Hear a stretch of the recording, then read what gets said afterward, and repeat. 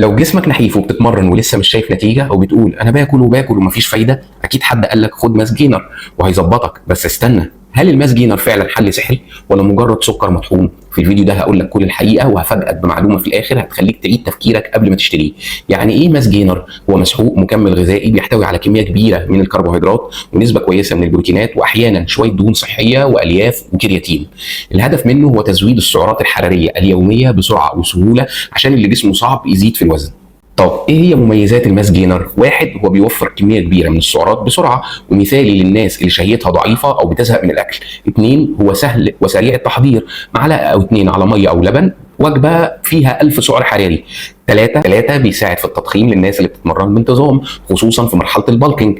أربعة، نكهاته لذيذه وبيشجعك تشرب اكتر من وجبه يوميا.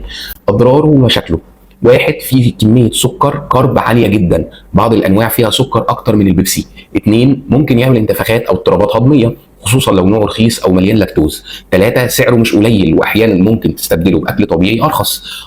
أربعة، لو زودت منه من غير حساب جسمك هيخزن دهون مش هيروح كله للعضلات.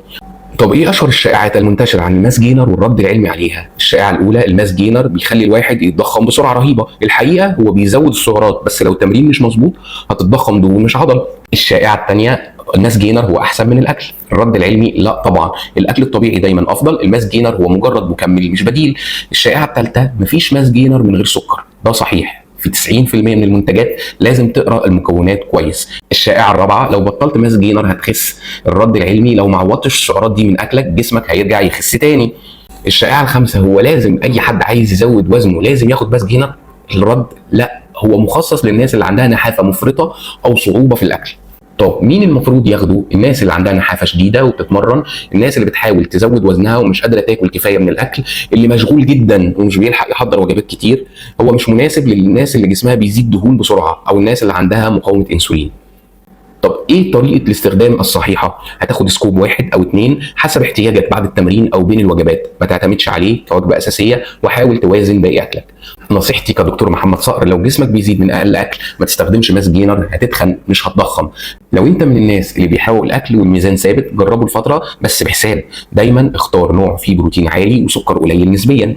ولو تقدر تعمل ماس جينر طبيعي في البيت شوف الافوكادو والشوفان والزبده والفول السوداني، ده هيكون ارخص وانضف. لو وصلت للاخر يبقى انت واحد من الناس اللي عايزه تفهم بجد. لو استفدت ما تبخلش علينا بلايك وشير مع اصحابك الرفيعين اللي لسه بيحاولوا يضخموا. واكتب لي في الكومنت جربت ماس جينر قبل كده وهل حسيت منه بفرق؟ واشترك في القناه وفعل الجرس عشان جاي لك بفيديوهات اقوى عن كل مكمل موجود في السوق. انا دكتور محمد صقر، استشاري التغذيه العلاجيه والرياضيه، وهنا هنفهم علم التغذيه زي ما عمرنا ما فهمناه قبل كده. ويومكم جميل.